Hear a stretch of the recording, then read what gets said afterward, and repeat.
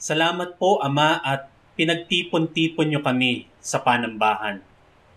Itinatanghal namin ang inyong kabutihan at ipinagdiriwang.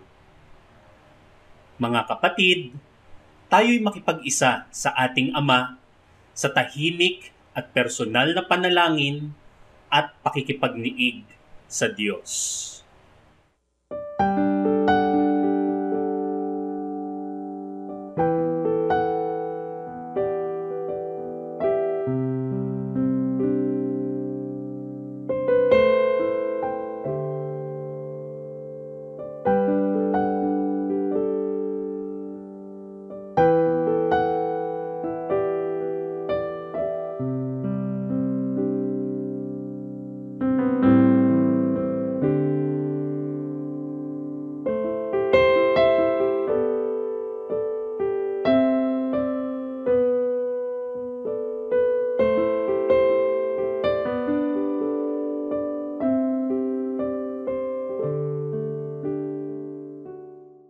Salamat po, aming Diyos, dahil dinirinig niyo ang aming taimtim na panalangin. We will rejoice your goodness, our Lord, for you have given us peace, hope, and love through your Son, Jesus. All this we declare with gladness in Jesus' name. Now unto the King, eternal, immortal, invisible, the only God, be honor and glory forever and ever. We worship you today, our holy God.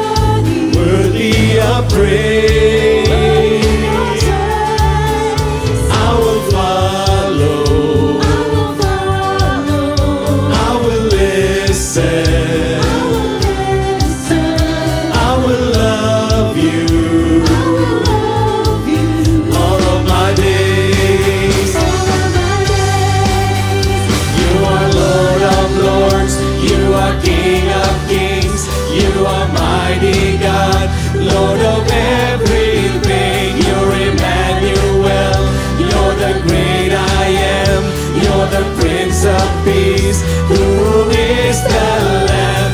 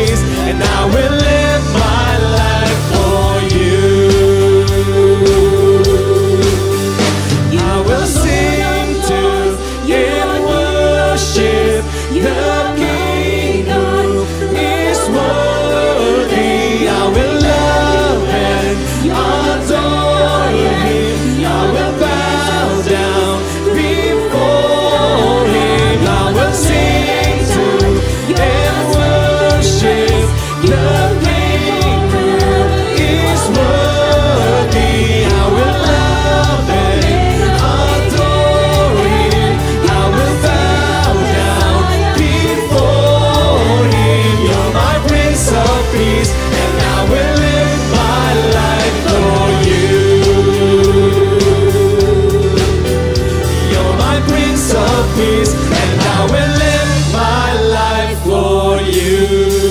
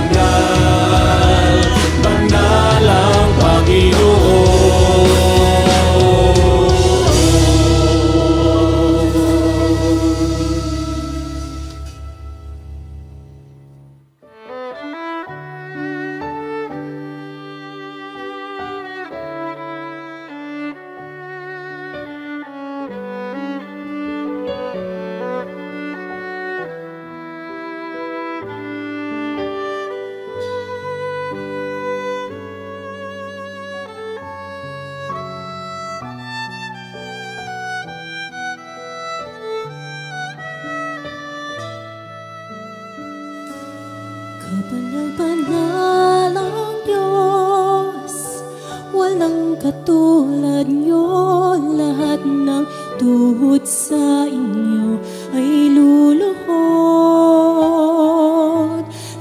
lahat ng labi magsasabing kayo lamang, Jesus, ang Panginoon. Kapanamanal Diyos, walang katulad niyo. Lahat ng tuhod sa inyo ay luluhod. Lahat ng labi magsasabing kayo lamang, Jesus, ang Panginoon.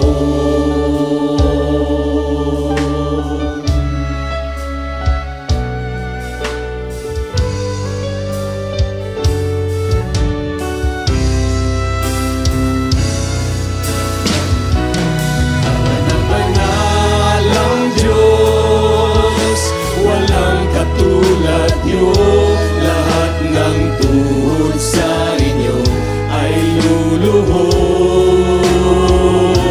Lahat ng labi magsasabing kayo lamang, Jesus, ang Panginoon. Kapanal-banal ang Diyos, walang katulad niyo. Lahat ng tuhod sa inyo ay luluhod. Lahat ng labi magsasabing kayo lamang, Jesus, ang Panginoon.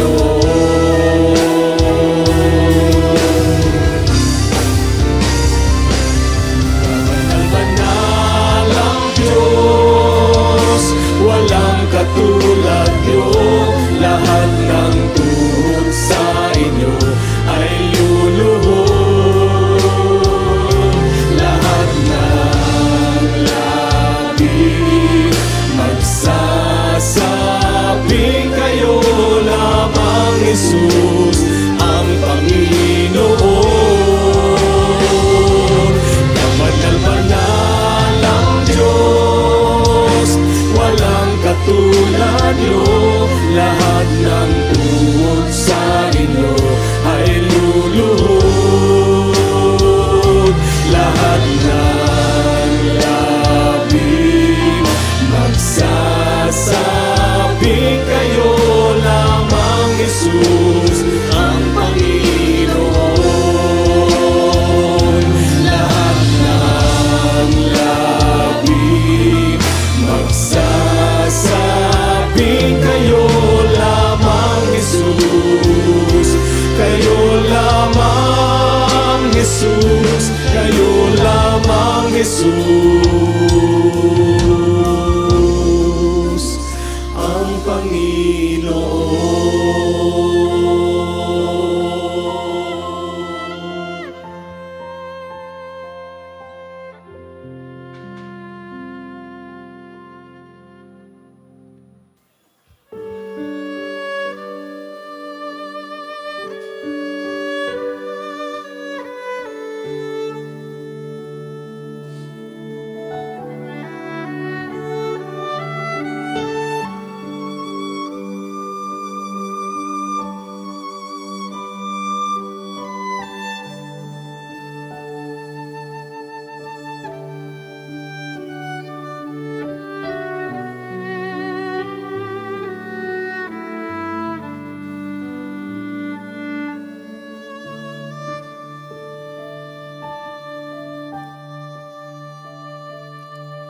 I'm totally abandoned to you.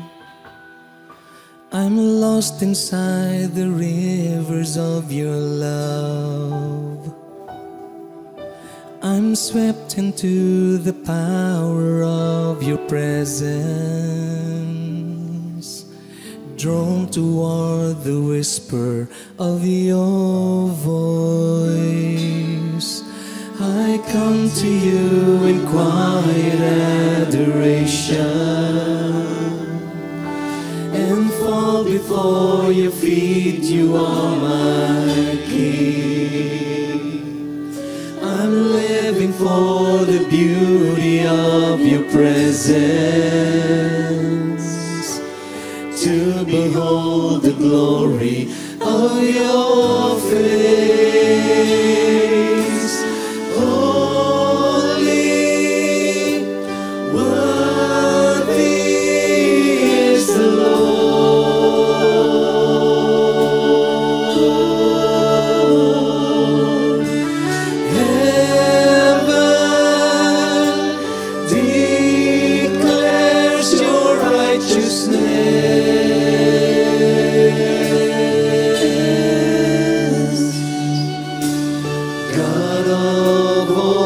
creation, I worship you.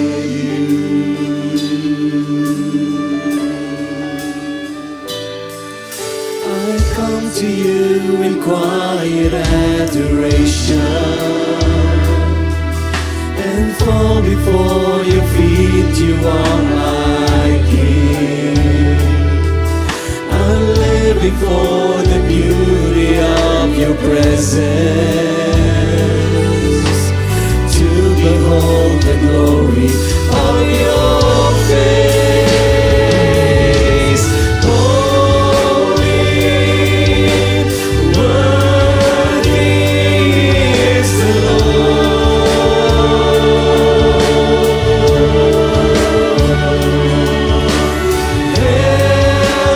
Heaven declares your righteousness.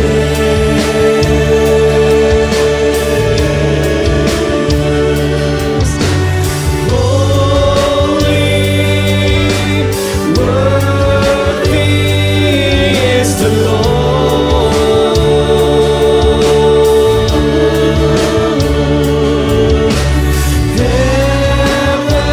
Heaven declares your righteousness.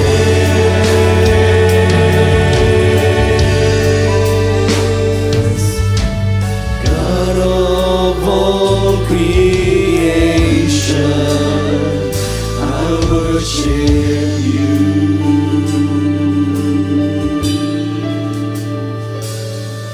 Oh, when you said seek your face, my heart said your face I will seek. Oh, when you said seek your face, my heart said your face I will see. Holy, worthy is the Lord.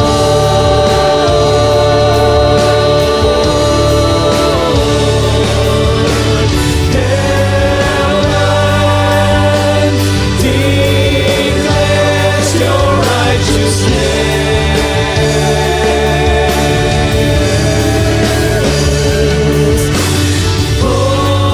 Holy, worthy is the Lord.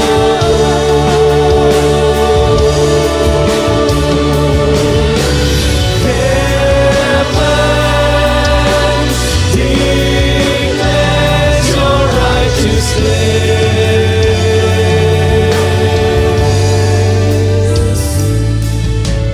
God of all creation, I worship you.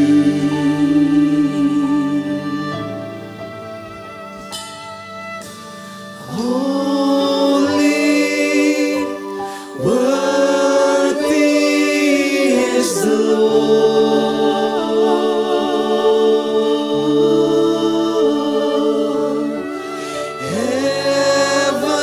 Heaven declares your righteousness.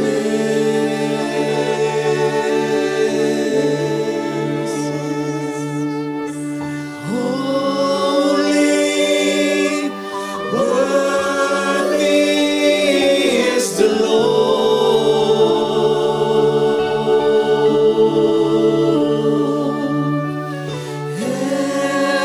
Heaven declares your righteousness.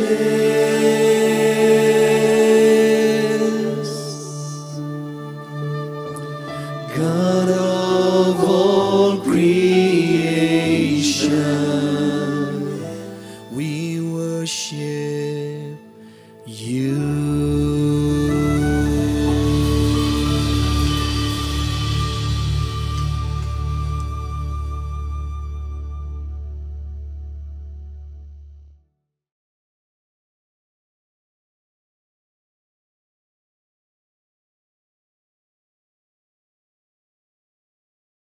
One of my favorite books in the Bible is Ecclesiastes. Kasi sobrang daming wisdom. Kumbaga, yung nyugan, kinuha yung mga yung nyog kinudkod, ginawang gata, yung gata niluto, ginawang latik. Yung Ecclesiastes parang latik ng karunungan. Ang daming pinaghugutan, ang daming pinagkuhanan na sobrang kapaki-pakinabang. Kahit ulit-ulitin natin ang pagbasa, hindi nagiging ulit-ulit lang ang lesson kasi nagbabago ang ating isip, nagmamature tayo, we begin to see other things we never saw before. Ecclesiastes 3:1, there is a right time for everything, and everything on earth will happen at the right time. Sa tamang panahon. Weather lang ang lahat. Panginoon, salamat po dahil may panahon para sa lahat. At dahil dito, ang hinihiling namin ay karunungan na mabasa ang sinasabi ng panahon at nang magawa namin ang nakatakdang dapat gawin sa panahon na yon. Kayo po, Panginoon, ang mangaral, kayo ang magturo, give us peace, may you be our guide, our protector, and now our teacher. We seek you, Father, in the name of Jesus. Weather lang ang lahat. Sa pagbasa po natin ngayon ay Ecclesiastes, more than preach what it could mean in your life, I would like to ask you, think about what it means to you. Nandyan yung verses for all of us, pero kanya-kanya tayo ng reading. Anong kahulugan nito sa buhay ko? Ecclesiastes 2:1-2, sinabi ko sa aking sarili, at ito si King Solomon na pinakamarunong sa lahat, liban kay Jesus, ang nagsasalita. Halika, subukan mo kung ano ang kahulugan ng kaligayahan. Magpakasaya ka. Subalit ito man ay walang kabuluhan. Ang halakhak ay pinalagay kong kahangalan at ang kaligayahan ay walang kabuluhan.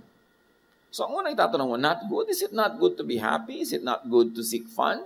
Pero introduction lang niya yun. Dramatic kasing magsalita itong si Solomon. Ibig sabihin, pag sinabi niyang walang kabuluhan, meaningless, vanity, it is not to be taken literally as 100% meaningless. Pero ang gusto lang niyang sabihin, napakalaki ng bayad para mo ito makuha, nagmumukha tuloy meaningless. Ecclesiastes 2:3, sa pagnanasa kong makamit ang karunungan, ipinasya kong magpakalasing sa alak. Sa loob-loob ko ito na ang pinakamainam na dapat gawin ng tao sa maikling panahong ilalagi niya sa mundong ito. Sa pag-iisip-isip ni Solomon, isang factor ang malinaw sa kanya. Maiksi ang buhay dito sa mundo compared doon sa kabilang buhay. Dapat hindi sayangin, hindi aksayahin ang anuman sandali. Kasi Solomon ay sumubok ng maraming paraan para sulitin ang buhay. At isa sa kanyang sinubok, pagpapakarunong, at ngayon meron pa siyang sinubok, sabi niya, pagpapakalasing sa alak. In other words, he was looking at extremes. No? In his quest for meaning and purpose and happiness, sinubukan niya ang blood chemistry through and by the body.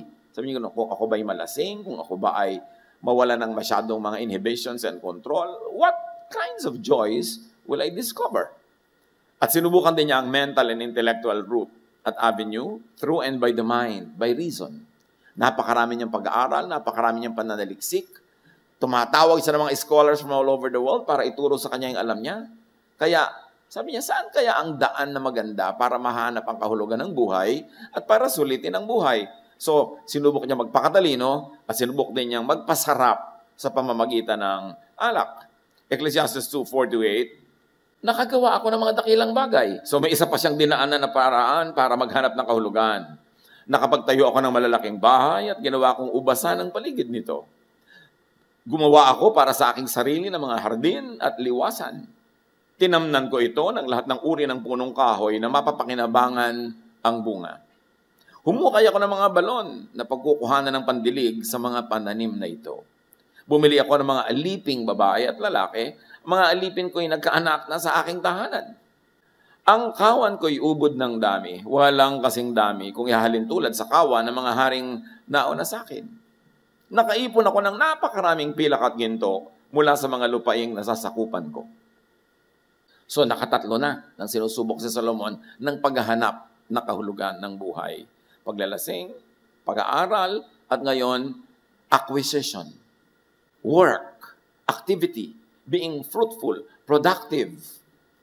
At sa pagpapatuloy niya, Ecclesiastes 2:8, marami akong mga awit na babae at lalaki. Marami akong asawa at pawang magaganda. Wala nang hahanapin pa ang isang lalaki, lalo na kung tungkol din lang sa babae. Nung araw ito, hindi na to ngayon. Iba na yung malinaw. Alam niyo yung morality ng mga panahon na yan, nag-iiba-iba rin sa Bible. Yung hindi ko mo, yun ang tama nung panahon ni Abraham, tama pa yun nung panahon ni Jesus. Kaya nung panahon ni Moses, ang mga makasalanan, babatuin mo hanggang mamatay. Nung panahon ni Jesus, kinancel na niya yan. Hindi na niya ipinabato. So, huwag niyong gayahin ito. Okay. Ang gusto lang nating makita, sinubukan din niya yung music, arts, entertainment, beauty, pleasure. Kaya niyang gawin kasi hari siya. At matalino siya. Marami namang hari. Kahit hari, ang sinubukan lang maglasing eh. Hindi sila nag-music, nag-arts, pero napaka-kompletong pagkatao nitong si Solomon. Ecclesiastes 2:9-10, higit akong ginakila kaysa sino mang haring nauna sa akin. Taglay ko pa rin ang aking karunungan. Wala akong ginustong hindi ko nakuha. Ginawa ko ang lahat ng aking magustuhan. Nalulugod ako sa aking mga ginagawa. At iyon ang pinakagantimpala sa aking mga pinagpaguran. He tried everything. Naging great, naging sikat. Hindi naman lahat kasi ng king considered great eh. Pero siya, pati yun, sinubok niya. Kaya dapat tayo makinig sa kanya eh. Sabi niya, alam niyo, papunta pa lang kayo, pauwi na ako eh. Nakapagpabalik-balik na ako, so matutong na lang kayo sa karanasan ko to spare you from the mistakes I made in my life. Ecclesiastes 2:11, pagkatapos, inisip kong mabuti ang mga ginagawa ko at ang pagod na aking pinuhunan. Nakita ko ang lahat ay pawang walang kabuluhan. Tulad lang ito ng paghahabol sa hangin. So sa kabila ng mga nagawa niya and the extremes to which he went, sabi niya, there is nothing to gain. Ang totoo, nothing was added to life and nothing was added to the earth. Oo, bumili ako ng mga halaman. Alam niyo ang mga hari na marurunong, kahit mga pharaoh sa Egypt, nagpapakuha yan ng mga halaman sa ibang bansa, ini-import nila, tinatanim nila sa garden nila para yung mga bunga nun, pakinabangan nila. Marami silang ginagawang magaganda. Pero sabi niya, alam niyo yung halaman doon sa Lebanon, nilipat ko lang dito, o wala namang nabago sa planeta, lumipat lang yung halaman, pero nandito rin. Parang kayo, bibili kayo ng halaman sa Cartimar, dadalhin niyo sa garden niyo ang mahal-mahal, nandito pa rin sa mundo yun. Bakit yan nalang hayaan yung nandun siya para hindi kayo gumastos? Di ba? Yung ang dami-dami nating inilalagay, gusto nating maging atin, gano'n din naman ang ending. So, sabi niya, alam niyo, maraming walang kabuluhan. So, bili kayo ng bili, ito mag-transfer lang naman ng lugar. No? Bibili ka ng bahay bakasyonan, ikaw pa ngayon ang mag-maintain, hindi ka na lang mag-hotel. Total, pamisa-misa ka lang magbakasyon, ang nagpapasasa doon, yung bantay. Tapos yung bagyo, tawag ka ng tawag, nasira ba ang bubong, nasira ba ang ganito, ganon. Ikaw gasta ng gasta, gaano karaming araw na nandun ka a year? In other words, sabi niya, alam niyo, maraming ginagawa ang tao na walang kabuluhan. Pero kung gusto niyo talaga magkaroon ng bahay bakasyonan, bahala kayo. Pero ang point, mag-isip-isip kayo, ito ba talaga ang pinakamakahulugan sa buhay? Ecclesiastes 2:12-21, naisip ko ang wakas ng isang hari ay tulad din naman ng mga nauna sa kanya. So kahit greater siya than all the kings that sat before him on the throne, sabi niya, pare-pareho lang naman kaming mamamatay. Pare-pareho lang kami nang sasapitin. Tinimbang kong mabuti ang karunungan, ang kabaliwan, at kamangmangan. Napatunayan kong mas mabuti ang karunungan kaysa kamangmangan, tulad ng kabutihan ng liwanag kaysa kadiliman. Naalalaman ng marunong ang kanyang patutunguhan, ngunit hindi alam ng mangmang ang kanyang hahangganan. Ngunit napatid kong iisa lang ang hantungan ng lahat. So, alam ng marunong more or less kung siya pupunta. Yung mangmang, di niya alam. Pero sabi ni Solomon, pareho lang ng pupuntahan yan. Napagod pa ako kaaaral. Yun talaga ang sinasabi niya. Sinabi ko sa aking sarili, ang sinapit ng mangmay ay siya mo rin sasapitin. Ano nga ba ang napala mo sa labis na pagpapakarunong? At naisip kong ito man ay wala ring kabuluhan. Pagkat kung paano ang mangmang ay nalilimutan pagdating ng araw, ganon din ang lahat ng mamamatay, maging ang marunong man o ang mangmang. Kaya't kinamuhian ko ang buhay sapagkat pawang kahirapan lamang ang idinulot nito sa akin. Lahat nga ay walang kabuluhan at tulad lang ito ng paghahabol sa hangin. Wala na rin halaga sa akin ang lahat ng pinagpaguran ko sa mundong ito sapagkat ito'y maiiwan lamang sa susunod sa akin. Sabi niya, alam niyo, kahit gaano ko karunong, siya gaano kamangmang, pareho lang kami mamamatay. Kung minsan nga, mas mahaba pa ang buhay niya. At mas malakas siya tumawa. Alam niyo daw yung mga bobo, mas malakas tumawa, kaya hinaan niyo ng konti. Parang, di ba, dahil matalino. So, ang point, sabi niya, pareho lang. Ang dami ko nang ginawa, halos tuloy kamuhian ko ang buhay kasi hindi ko pa rin nakita kung ano ba talaga ang worth na gawin sa buhay. Sabi niya gano'n. Ipon ako ng ipon, nagpayaman ako. Tapos mamamatay ako, mamanahin lang ng anak ko na mag-aasawa. At pag namatay ang anak ko, sa asawa na niya. At mag-aasawa uli yung manugang ko ng ibang asawa naman na hindi ko ano-ano, sila na ngayon nanditira sa aking palasyo. Nag-iisip ba kayo ng ganyan, mga rich parents? Kaya mga bata nagtataka, ba't ang lola ko mukhang pera? Kasi marurunong na ang matatanda, kitang-kita na nila na pag nagpakasal ka, na in love ka, magiging kahati mo na yan sa mamanahin mo sa kanila. Kaya nag-aalala sila na baka mamaya mapagsamantalahan ka, baka mamaya 1, 2, 3 ka lang. Kaya mas wise yung matatanda. Nag-iisip sila at marami silang kinoconsider pag nag-iisip. Kasi pinapayaman ng karanasan yung kanilang pananaw. Pero sabi niya, ibibigay ko lang to sa lahat ng susunod sa akin. So tama ba yun? Tama bang ubusin ko ang pagod ko sa buong buhay para ipamana ko sa anak ko na wala na siyang pagod, minana na lang niya at e-enjoy na lang niya at pag ipinamana na niya sa magiging apo ko, ibebenta na ng mga apo. Di ba yun ang general rule? First generation works hard, second generation enjoys, third generation sells. So sabi niya, parang sayang naman ang pagod ko, ba't ko gagawin? At sabi niya, at sino ang nakatitiya kung siya'y marunong o mangmang? Yun daw pamamanahan niya. Gayon man, siya pa rin na magmamana ng lahat ng mga pinagpaguran ko at ginamitan ng karunungan sa mundong ito. Kaya mag-isip-isip yung mga taong mag-asawang puro sakripisyo, naubos na ang buhay nyo kasi sa sakripisyo para lumuho ang buhay ng anak. Pagkatapos, anong gagawin ng anak nyo doon? Anong gagawin ng apo nyo? Dapat nagtitira kayo sa sarili. Dapat yung buhay nyo, buhayin ninyo at bigyan nyo ng buhay at isabuhay. Kasi yan lang ang buhay nyo. Kaya kailangan, bagamat, sabi nga ni Solomon, sinubukan ko lahat, nagpakatalino ako, nagpundar ako, nagtrabaho ako, pero dapat may balance. Kasi, yung buhay mo, yun lang ang buhay mo. Kailangan, hindi ka malugi. Kahit sino pa yung mahal mo at gano'n pa siya kamahal, pero ikaw, mahalin mo rin yung buhay mo, dapat hindi ka lugi. Maraming mga magulang na sobrang naghirap para mapagpaaral yung anak. At nung nakapag-aral at nakapag-asawa, nalimot na si magulang. Tapos si magulang magsisiman, huli na kasi may edad na sila, hindi na nila mauulit. Dapat pala nagtabi ko kahit konti para sa sarili ko. Dapat pala nag-enjoy ako noon kahit paano. Hindi puro sakripisyo ang ginawa ko sa aking buhay. Yan ang matututunan kay Solomon. Kung gusto niyong matutunan. Yan sabi ko, kanya-kanyang application yan eh. Ito may walang kabuluhan, sabi ni Solomon. Kaya nga, nanghihinayang ako pagkat ako ay nagpakapagod ng husto sa mundong ito. So when you are old, when you are advanced in years, make sure that you are not possessed by vain regrets. That you did not live your life and you only sacrifice it for the people around you. Yes, lalo parents, we really sacrifice for our children. We sacrifice for our loved ones. Children sacrifice for their parents. But never forget that you have a life to live also. At huwag mong kakalimutang isali ang sarili mo sa mga dapat ay nakikinabang sa buhay. Lahat ng pinagpaguran ng tao'y pinamuhanan niya ng karunungan, kaalaman, at kakayahan. Ngunit pagdating ng araw ay iba ang magpapakasaya sa mga pinagpaguran niya. Ito'y walang kabuluhan. At ito'y hindi tama.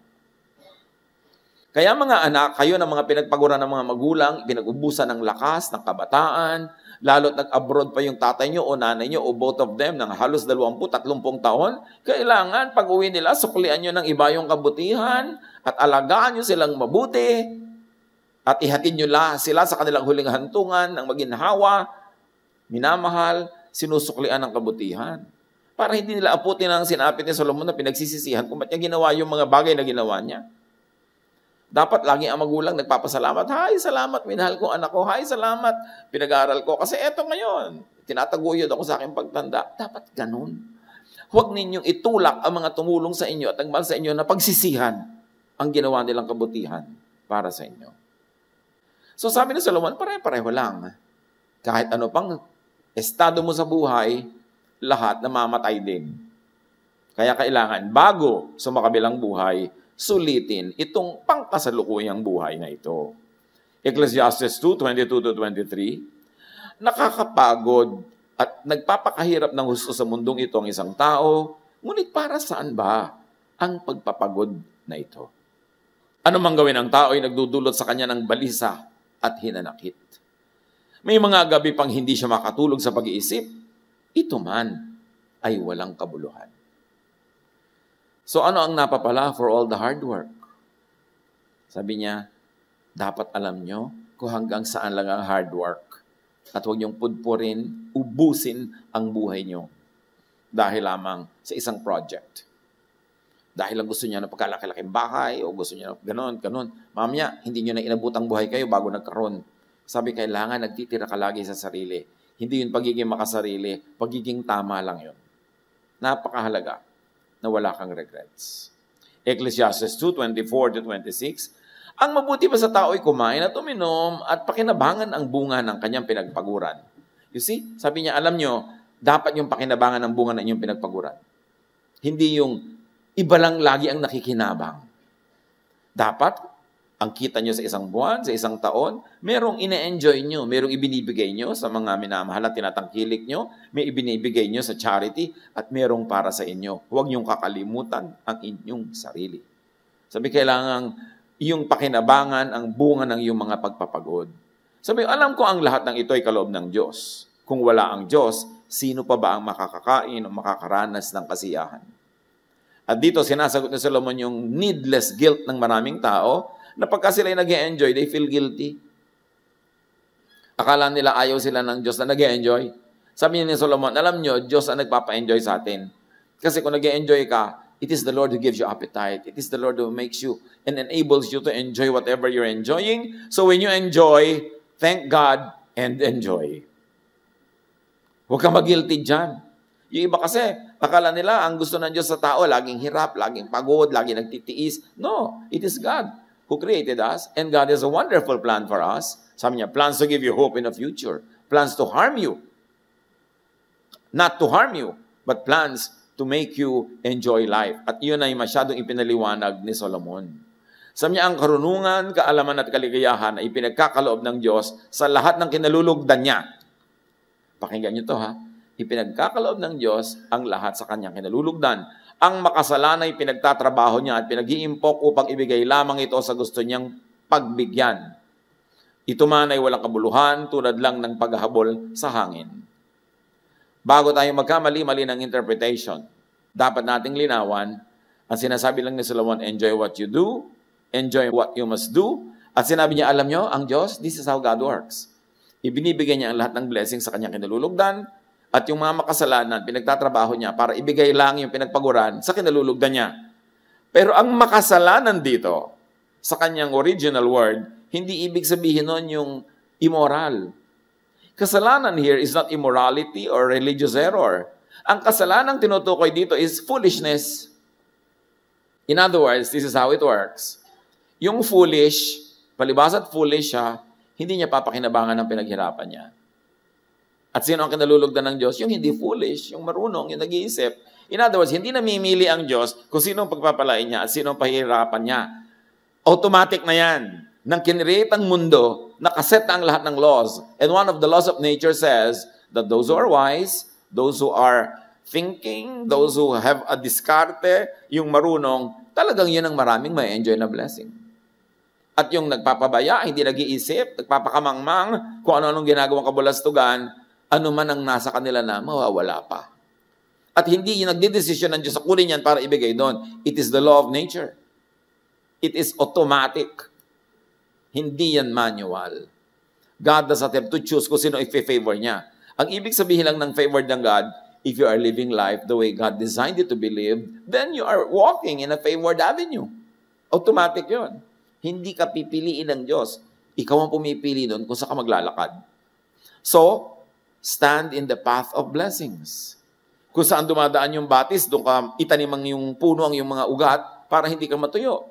You are like a tree planted by streams of water. So you see, because the tree is in the right place, the tree will blossom and the tree will always be fruitful. God does not decide this tree will blossom. No, yung tree being there, following natural law na may source of water, will blossom. So dapat tayong mga tao, para mga puno, ilagay nyo ang inyong sarili kung saan kayo mamumulaklak, mamumukadkad, mamumunga, hahalimuyak, at lalago. Makahalata kayo na ang kinakalagyan nyo sa buhay ay hindi pala kayo dapat nandun. So, bakit po ako laging luoy? Bakit wala akong kabunga-bunga? Bakit nabobonsai po ako? Lahat ng mga katabi ko naglakihan na, bonsai pa ako. Siguro wala ka sa tamang lugar.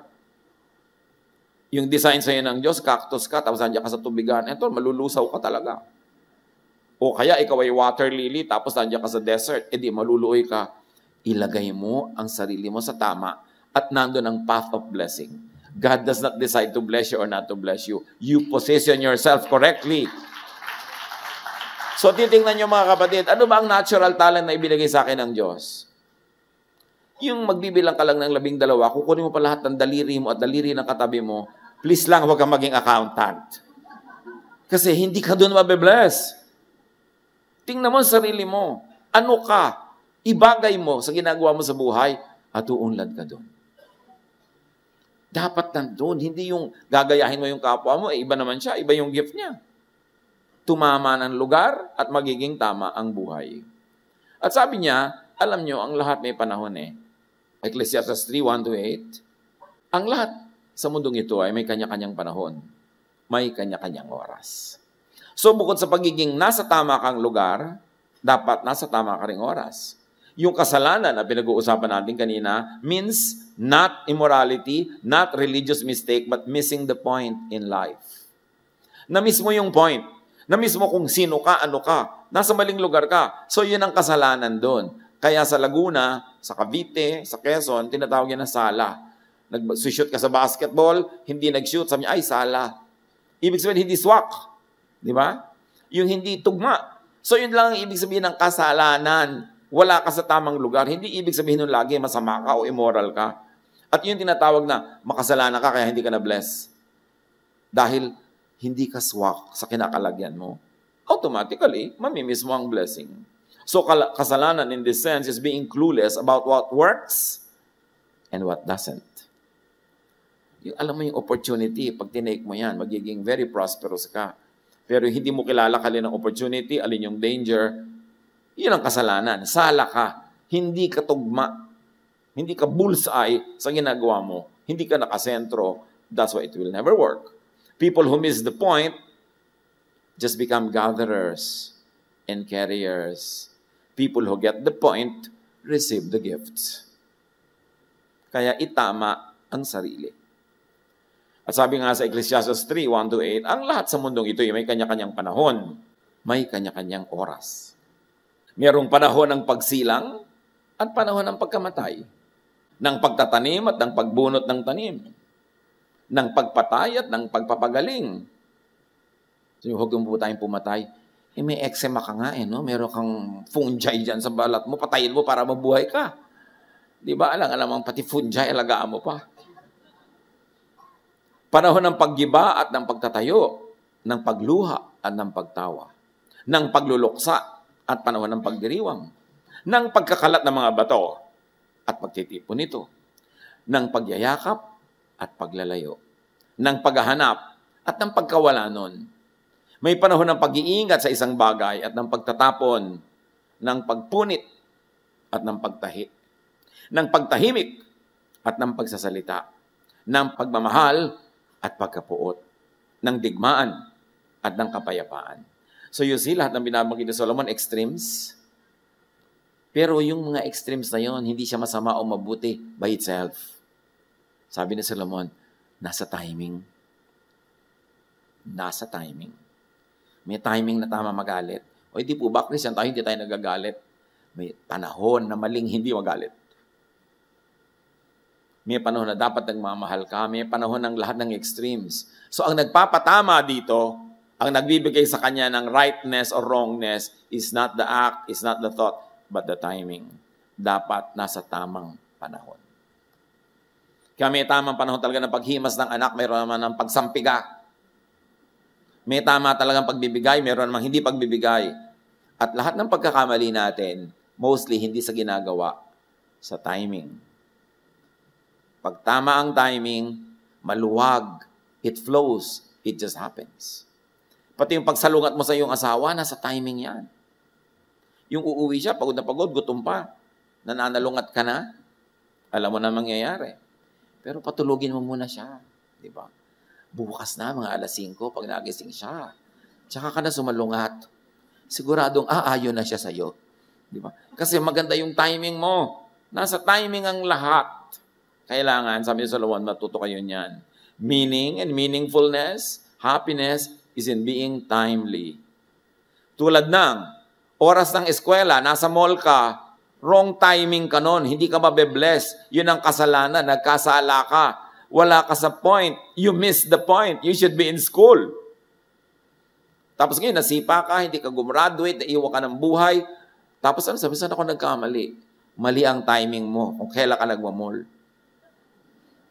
Dapat nagmamall lang ang mga bata pag February 29. Para maraming oras.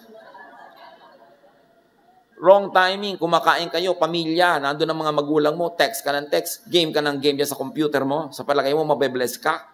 Di ba? Wrong timing, hindi yan ang time para dyan. Merong birthday yung pamilya mo, maktol ka ng maktol, drama ka ng drama, it's a time for the family to be happy. Mali ka dyan, kasalanan yan, sala. You miss the point. And people who miss the point will miss blessings. Kailangan i-timing mo yan. At kailangan, happiness is in reading and flowing with time. Okay. Meron kayong mahal sa buhay, nagkasakit, inilaban nyo talaga, pinagamot, tapos sumakabilang buhay pa. Well, it's a time to die. Accept it. May time to live, may time to die. Di ba? Sabi ni Solomon. Bakit na-accept mo lang yung time to live, nung time to die, ayaw mong tanggapin? Ngayon na ng buhay. Ano gusto mo? Mabuhay ka ng 3,000 years? Matanda ka pa sa pyramids? Dapat tanggapin. May panahon na natalo ka sa isang labanan, talo ka, tanggapin mo yun. Lick your wounds and move on. May panahon na panalo ka, huwag ka magyabang dyan, enjoyin mo lang. Kasi may panahong talo ka rin. Lahat may panahon. At pag natuto tayong sumakay sa panahon, hindi tayo makikipagtunggali. We will never struggle with what's happening. Then we will flow. And then we will find life to be more comfortable, easier, and probably even more prosperous. Pag panahon ng trabaho, magtrabaho.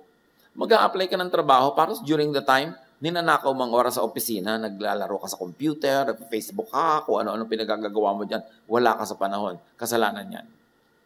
And you don't say immoral or bad, kundi sala ka. You miss the point. You should be at work and you should be working. Pag ang tao wala sa lugar at wala sa panahon, hindi siya mabe-bless. So analyzein natin mga kapatid, kailan ba ako nabe-bless? Para ulit-ulit nyo yung formula. Pag tama ang ginagawa sa tamang panahon. Ang kabuluhan, ang ganda, ang kaligayahan ng lahat ay nasa timing. Sabi ng chapter na ito, marami pa ibang chapters. So gawin sa tamang panahon ang lahat. Even rightness, correctness, and appropriateness of extremes is determined by time, by the season, by the climate, by the weather. Yung mga nagtatanim ng palay sa mga probinsya, pag nagtanim na ang mga kapitbahay mo, magtanim ka na ngayon. Huwag kang maging 1 week late or 2 weeks late. Why? Pag 2 weeks late ka sa tanim, 2 weeks late ka sa ani. Nag-ani na ang mga katabi mo, ikaw na lang natira, lahat ng daga pupunta sa'yo. Kaya dapat kasabay ka. Para hati-hati kayo sa daga. May matira sa'yo. Hindi pwedeng hindi ka nakasabay sa timing dahil yun ang sikreto. God-given nung pamang nilikha yung foundation of creation. Sumabay ka sa weather. Pastor, gusto ko po magpakasal, garden wedding. Kailan niya? June. Bagyo yung season yan. Ipag-pray nyo na lang po. Ayoko mag-pray. Nilikha ng Diyos ang bagyo, magpe-pray akong pigilin ng bagyo dahil sa vanity mo. Pagka ganyan ang gusto mo ipagawa mong trahe, kapote, ha? Ang shoes mo, bota. Para tuloy ang kasal, ano man ang weather. Ipagpipilitan mo maging June bride. Sa Amerika, uso kasi spring yun. Dito, bagyo yun. At meron ganyan, kasala na, ayaw pa niyang ipasok sa loob yung wedding, yung ceremony. May garden, may hall. The day before, tikatik ang ulan. Alam niyo, ulan na tikatik. Alam niyo, maghapon yun, yung konti-konti lang. Mabuti yung buhos natatapos agad yan Yung tikatik na ulan, maghapon yan. Tikatik. Kasal na niya bukas. Nagpatawag sa church, nagpapa-prayer and fasting. Magfa-fast kami dahil sa kasal mo? Ano ka? Tag-ulan talaga. Saka wala magfa-fast. Hayaan niyo yan. Tapos, i-suggest nyo, ilipat na natin sa loob yung seremonya kasi ang daming dekorasyon. We need a lot of time. Huwag daw ipagpe-pray pa hanggang bukas. Umaga, ulan. Hindi na tikatik, lumakas lalo. Hapon, ayaw pa niyang i-move. 1 hour before nagpa-move. Di ang pangit ng hall kasi dali-dali. Ipinagpilitan kasi. Meron naman, ipinagpilitan talaga sa garden. Inabutan na kami ng ulan. Yung mensahe ko, dapat mga 15-20 minutes, ginawa ko 2. Dahil nababasa na ako ng wala na ganyan, humahangin na. Ang laki-laki ng belo niya, parang layag ng binta. Tabing dagat Can you imagine, magpapakasal ka sa tabing dagat, sa tag-ulan, wala ka sa panahon. Kahit anong dasal lang gawin nating lahat, hindi tayo mabe-bless niyan. So ilagay mo sa tamang oras, sa tamang lugar, para ka mabless. Kasi may automatic blessing yon. Hindi lang sa kasal, sa lahat ng bagay. O bata pa kayo, wala pa kayong asawa, huwag mo lang kayo magbuntis mga iha. Maling panahon. Kahit anong gawin nyo, lahat na nagmamahal sa inyo, madadamay din dyan. Itama. Magbasa, makiramdam. Umayon, makibagay, makidaloy sa panahon. Sa itinakda, sa hinihingi ng panahon. May mga pamilya, kung minsan sumasayad kayo financially, panahon yan para magtipid. Panahon yan para mag-adjust kayo lahat. Magtulong-tulong kayo. Kayo magreklamo sa nakasanayan yung ginhawa. Panahon ngayon ng taghirap. Mahirap bang makita yon? Adjust. Panahon naman na meron, di mag-enjoy kayo. Adjust. Etong tanong. Ang laki po ng problema ko. Sinusubok ko na lahat para ma-solve. Hindi ko po malaman kung paano sa-solven. Pag wala kang alam, pag wala kang magawa, pag walang tama na choice, pag walang tugma, dapat huwag kang gumawa, maghintay ka. Wait! Sa tamang panahon, mangyayari ang tamang mangyari. When the solution is not clear, don't solve it. Just wait upon the Lord. Wait and see that the Lord is good. Do other things. Get productive in many other ways, but don't try to solve something na wala pang clear na solution. Dahil ang solution, lalabas yan sa tamang panahon. Bakit? Because God is God of balance. Pag may problema, may solusyon. Ang problema ko po, Pastor, walang solusyon. Hindi problema yan. Wala pala solusyon. Ba't mo pa problema? Tanggapin mo na lang, live with it. Kasi pag may problema, may solusyon dapat. Pag walang solusyon, huwag mong problemahin. Tanggapin mo na lang para tahimik ang buhay mo. And remember, wait for the right time. Kailan po yun? Magpaparamdam yun sa'yo. Malalaman mo pag tama na ang panahon, huwag mong unahan ang panahon. Dapat lahat nasa tamang panahon. Panginoon, turuan niyo po kami na i-apply ang mga principles na ito ni Solomon. Binless mo ng iba yung wisdom na ngayon ay kami nakikisalo. Turuan mo po kami how to deal with these issues in our lives and how to learn from the use of proper timing, and placement. Na kami mailagay namin na aming mga desisyon, ang aming buhay, mga ginagawa sa tamang lugar, sa tamang panahon. Pag bulay-bulayan mga kapatid sumandali, isipin na i-apply ito sa ating pag-approach sa mga pang-araw-araw na mga suliranin at mga alalahanin. Lord, continue to deal with your people and may you give each one a very personal application of the wisdom that you gave to Solomon.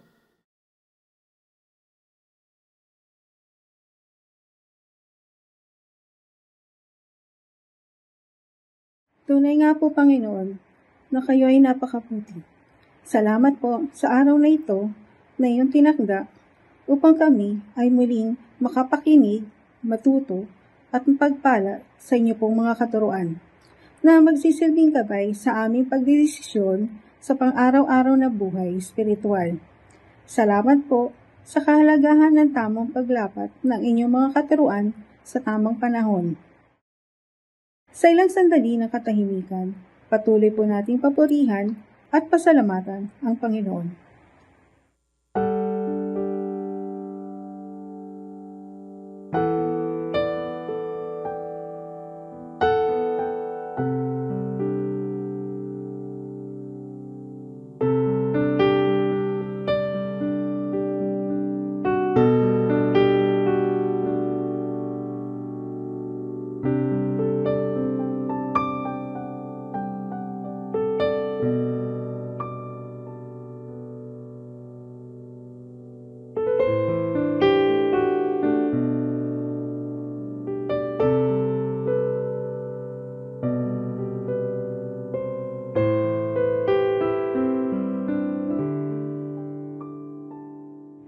Panginoon, narito po ang aming mga handog.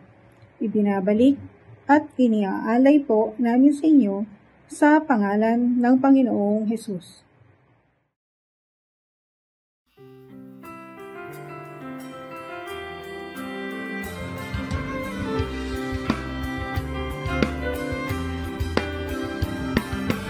Aking mga kamay, naghahandog tanging alay, mula sa puso ko'y tigil, sa salamat na hatid.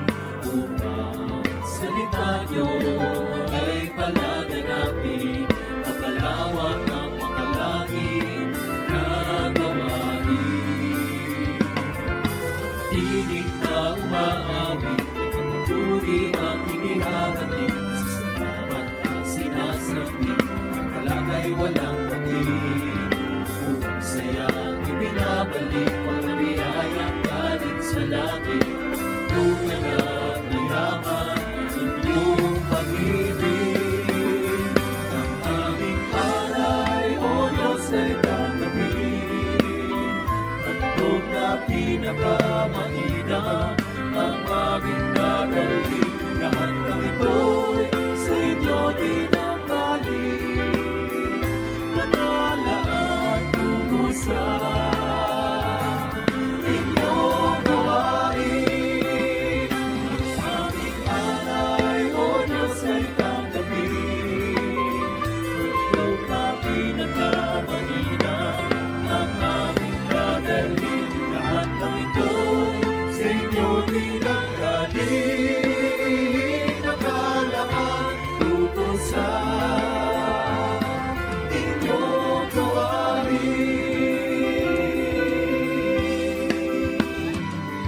Lumalapi sa Diyos na ay likha sa aming mundo. Alagon kayo naman siya naman. Siya naman.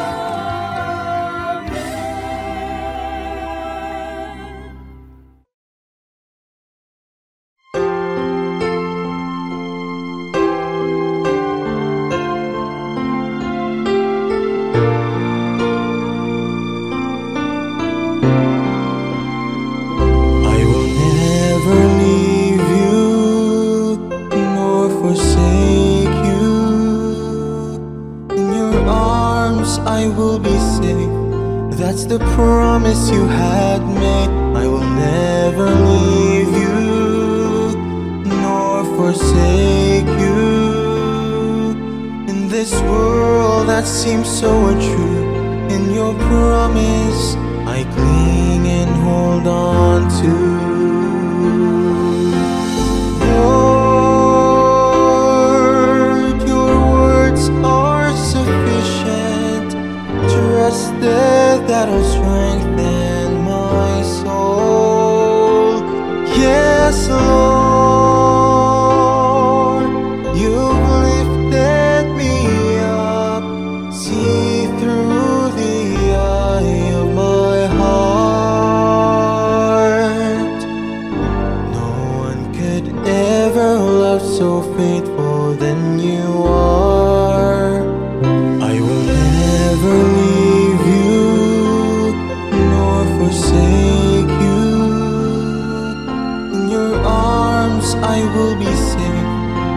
the promise you had made. I will never leave you nor forsake you. In this world that seems so untrue, in your promise I cling and hold on to.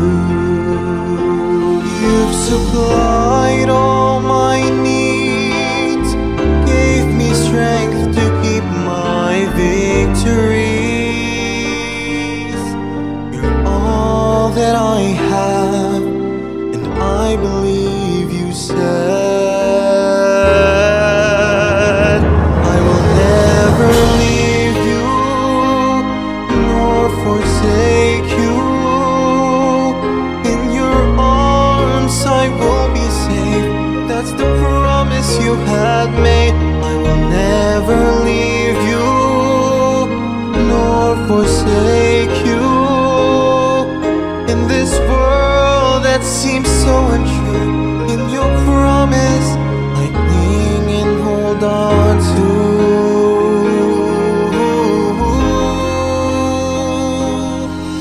In this world that seems so untrue, in your promise I cling and hold on to.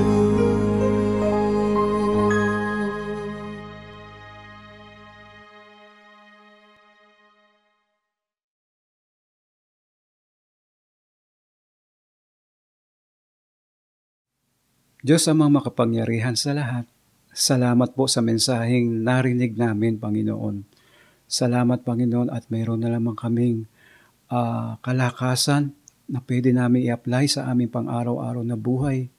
Tunay po na napakabuti niyo sa bawat isa.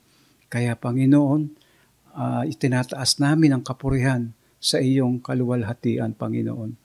Mga kapatid, sa sandali ng katahimikan, tayo po ay dumulog sa ating Panginoon.